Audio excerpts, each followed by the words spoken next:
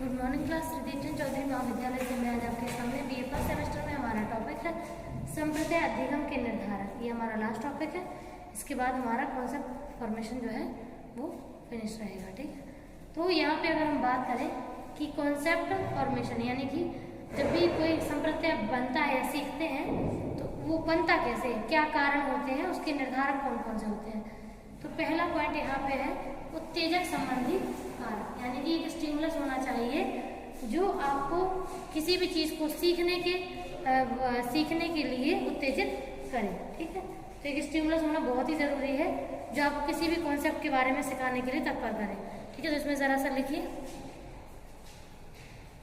सार्थक सामग्री की अपेक्षा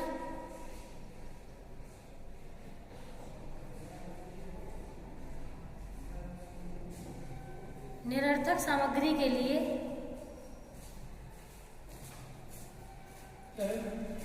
सार्थक सामग्री की अपेक्षा निरर्थक सामग्री के लिए निरर्थक संप्रत्यय का निर्माण करना अत्यंत कठिन है। मतलब ये हो गया, ऐसा मटेरियल अगर आपको याद करना हो जिसका कोई अर्थ है तो वो जल्दी याद होगा, या वो जल्दी याद होगा जिसका कोई अर्थ ही नहीं है। ये पॉइंट वही बोल रहा है कि सार्थक यानी कि जिसका अर्थ हो, सही अर्थ हो, उसको याद करना आसान है बजाय निरर्थक के यानी कि जिसका कोई अर्थ ना हो। ठीक है, चलिए एक लाइन और लिख रहे हैं इसमें। हीट ब्रेडर के अनुसार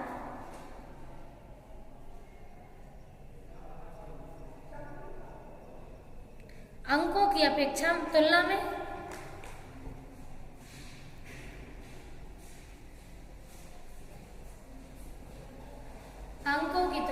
वस्तुओं का वर्गीकरण अत्यंत सरल होता है। अंकों की तुलना में वस्तुओं का वर्गीकरण अधिक सरल होता है।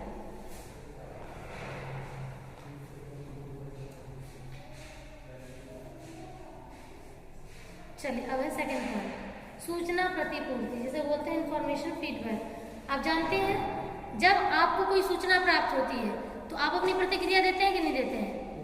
देते हैं ना। लेकिन प्रतिक्रिया देते हैं तो कब देते हैं? जब आपको इंफॉर्मेशन पूरी समझ में आ जाती है ना। अगर आप किसी और को कोई सूचना दे रहे हैं तो वो भी आपको फीडबैक देगा ना। तो ये सेकंड पॉइंट में बता रहा है कि उत्तेजक तो मिल गया जिसने सूचना दी, अब सूचना के बदले आप रिस्पॉन्स भी तो देंगे। तो सेकंड में है रिस्पॉन्स। देखिए इसमें जरा सा, संप्रत्यय अधिगम की अवधि में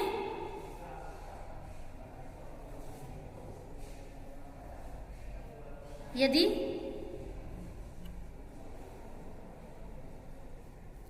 प्रायोज्य की अनुक्रिया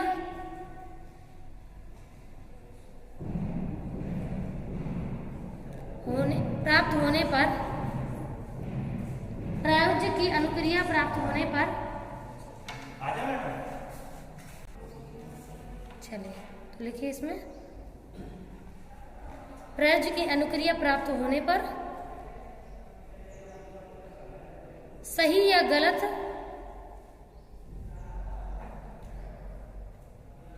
की सूचना दी जाती है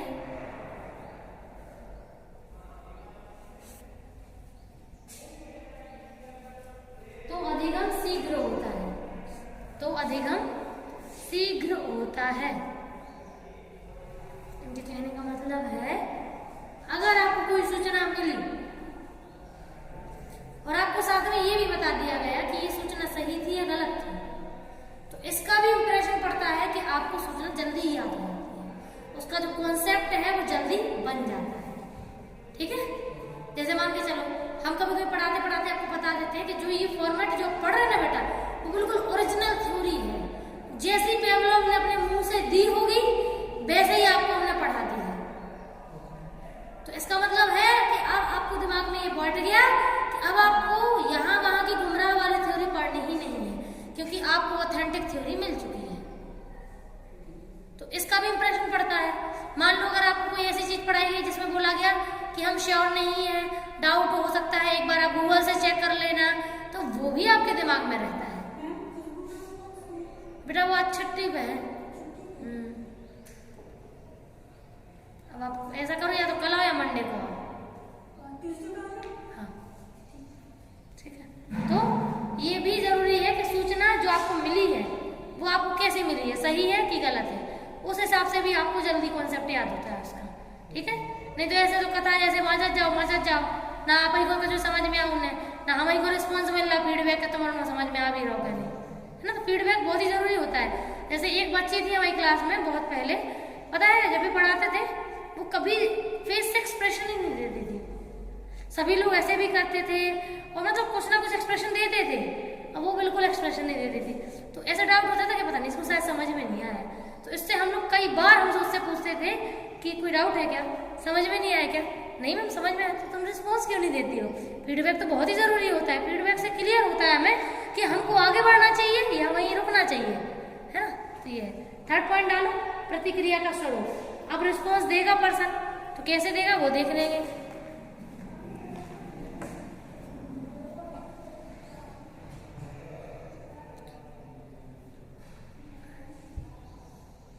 संप्रत्यय अधिगम में चुनी जाने वाली प्रतिक्रिया जटिल हो तो जैसे सामने वाले एक्सप्रेशन ऐसे दे रहा हो कि अपन समझ में नहीं आ रही, क्या वो समझ में आ रहा हो क्या नहीं आ रहा हो, समझ लो, समझ गए। संप्रत्यय अधिगम की में चुनी जाने वाली प्रतिक्रिया मतलब उसने एक रिस्पॉन्स तो दिया लेकिन जटिल दिया है कि प्रतिक्रिया जटिल हो तो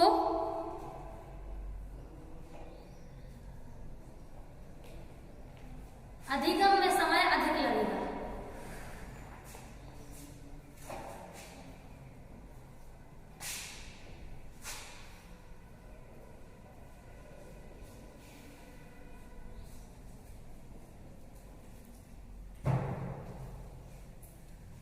ठीक है, तो आज ही छुट्टी पे होंगे बस। ठीक है मैम, आज ही छुट्टी पे तुम्हारी बस। तो इसमें क्या बोला है कि अगर मान के चलो आपने जो कुछ समझाया उसको और उसको लग रहा है टफ, आप मुझे बताइए फीडबैक जल्दी देगा क्या? नहीं देगा ना। तो इन्होंने क्या लिखा है, अधिगम में उतना समय लगेगा, जितनी चीजें जटिल होंगी उतना उसे सीखने में समय लगेगा और उसी के बाद ही वो रिस्पॉन्स देगा। और नहीं समझ में आ रहा होगा तो आपको रिस्पॉन्स नहीं देगा। ठीक है, अगला लिखिए प्राणीगत चरों का प्रभाव।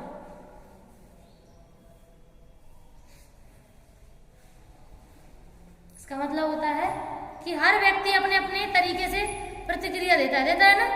जैसे आप अलग हैं, आप अलग हैं, आप अलग हैं। अगर आप तीनों वास्तव में एक दूसरे से अलग हैं तो प्रतिक्रिया भी तो अलग देंगे ना, सेम प्रतिक्रिया दे ही नहीं सकते। लिखिए इसमें व्यक्ति केवल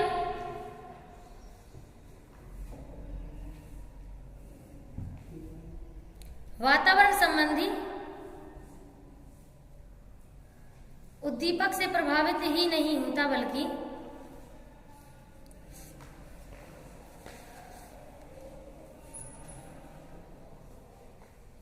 अपनी योग्यता,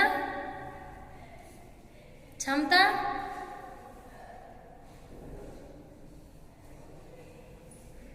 पूर्व अनुभव, योग्यता, क्षमता, पूर्व अनुभव, स्मृति, प्रेरणा और बुद्धि से भी प्रभावित होता है। स्मृति, प्रेरणा और बुद्धि से भी प्रभावित होता है।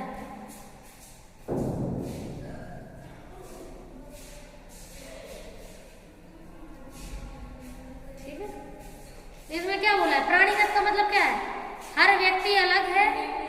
आदि है, हर व्यक्ति अलग है, हर व्यक्ति की प्रतिक्रिया देने का तरीका अलग है, हर व्यक्ति को समझ में आने का तरीका अलग है। आप जानते हैं किसी को एक बार में चीज समझ में आ जाती है, किसी को 2 बार में, किसी को मतलब हर पर्सन के व्यक्तित्व अलग है, उसका अनुभव अलग है, उसकी स्मृति अलग है। स्मृति मतलब याद करने की क्षमता, उसकी प्रेरणा अलग है, हर चीज अलग होती है, तो फिर वो रिस्पॉन्स भी अलग देता है। अब लास्ट पॉइंट लिखिए मध्यवर्ती प्रक्रम और स्थानांतरण।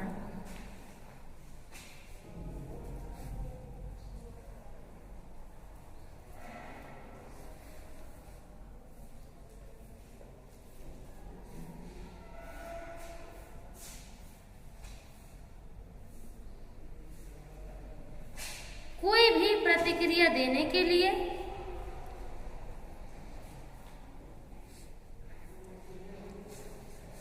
संप्रत्यय की सरलता एवं कठिनता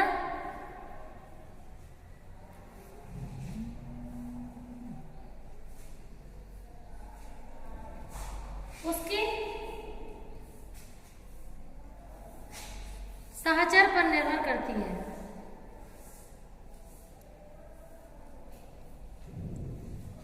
साहचर्य का मतलब होता है जैसे आपको हम कोई कॉन्सेप्ट पढ़ा रहे हैं, ठीक है, और कॉन्सेप्ट पढ़ाते समय उस कॉन्सेप्ट को हम किसी एक एग्जाम्पल से जोड़ रहे हैं। जोड़ना का मतलब होता है साहचर्य।